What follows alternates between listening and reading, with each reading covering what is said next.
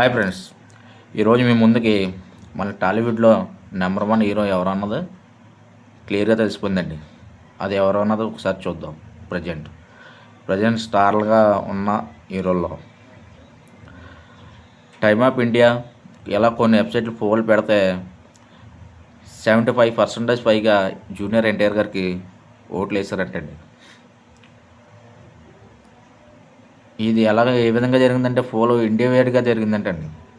ఇండియాలోనే 75% number one హీరోగా, biggest super స్టార్గా పోలింగ్ వేయడం జరిగిందంటండి జూనియర్ ఎన్టీఆర్ గారికి. జూనియర్ ఎన్టీఆర్ గారికి త్రిబుల్ ఆర్ సినిమాలో నేషనల్ అవార్డు రావడం, ఆ నేషనల్ అవార్డు నాటు సాంగ్ రావడం, ఆ సాంగ్లో రామ్ చరణ్ ఎన్టీఆర్ గారు ఇద్దరు డ్యాన్స్ వేయడం, ఇద్దరు ఉండడం, ఆ డ్యాన్స్లో క్లియర్గా ఎన్టీఆర్ గారు డ్యాన్స్ కుమ్మడం, రామ్ చరణ్తో పోతే ఎన్టీఆర్ డ్యాన్స్ హైగా ఉండడం, ఆ డ్యాన్స్ కొరియోగ్రాఫర్కి చెప్పడం సింగిల్ టేక్ ఆర్టిస్ట్ అని, ఇవన్నీ ఎన్టీఆర్ గారికి ప్లస్ పాయింట్ అయ్యాయండి. అందుకే ఇండియాలోనే మార్కెట్ ఏర్పడిపోయిందండి.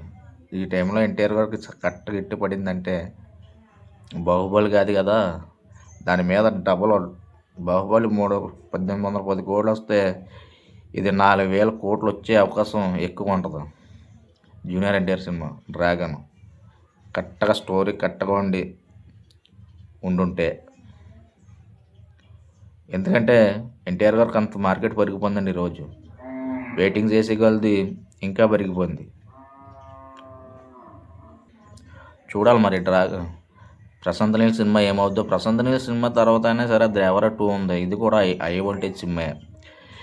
ఈ రెండాటిలో తర్వాత రాబోయే సినిమాలో మంచి 5 సినిమాలు కాబట్టి ఏదో ఒక సినిమా ఖచ్చితంగా 3000 కోట్లు వస్తుందండి గ్యారెంటీగా ఎన్టీఆర్ మార్కెట్ తగ్గ. ఈలోపు రాజమౌళి గారి సినిమా వచ్చి ఉంటే, అది పాజిటివ్ టాక్ వస్తే దాదాపుగా 4000 to 5000 కోట్లు వచ్చినా ఆశ్చర్యం లేదు. ఎందుకంటే రాజమౌళి గారి సినిమా అంతలా రిలీజ్ చేయబోతున్నారు, దాని రైట్స్ అలా వచ్చాయి. ఎందుకంటే ఆ సినిమా వేరు. ఓటీటీ రైట్స్ నెట్ఫ్లిక్స్ కూడా 600 దాదాపుగా 700 కోట్లు కొనుక్కున్నారట. ఆఫర్ ఇచ్చారట, ఇంకా అవ్వలేదు డీలు. ఇవన్నీ సినిమాలతో మన ఎన్టీఆర్ సినిమాలు పోటీ పడతాయి, అవన్నీ మించి ఉంటాయి సినిమాలు కూడా. ఎందుకంటే ఎన్టీఆర్ గారి సినిమాలు ఆయన నటన వేరు, ఆయన డ్యాన్స్ పర్ఫార్మెన్స్ వేరు, ఆయన యాక్టింగ్ వేరు. ఊరికే నెంబర్ వన్ అయిపోరండి. ఇండియాలోనే నెంబర్ వన్ అయ్యారంటే వార్ 2 సినిమా బాక్స్ ఆఫీస్ పరంగా హిట్ అవ్వకపోవచ్చు, కానీ ఎన్టీఆర్ గారికి మంచి మార్కెట్ తెచ్చిపెట్టింది, మంచి పేరు తెచ్చిపెట్టింది అనే సినిమా వార్ 2. సలామే సాంగ్ ఉంది కదా, ఆ సాంగ్ ముందుగా రిలీజ్ చేస్తుంటే ఆ సాంగ్ జనాల్లోకి వెళ్ళుంటే సినిమా రేంజ్ కూడా ఉండు.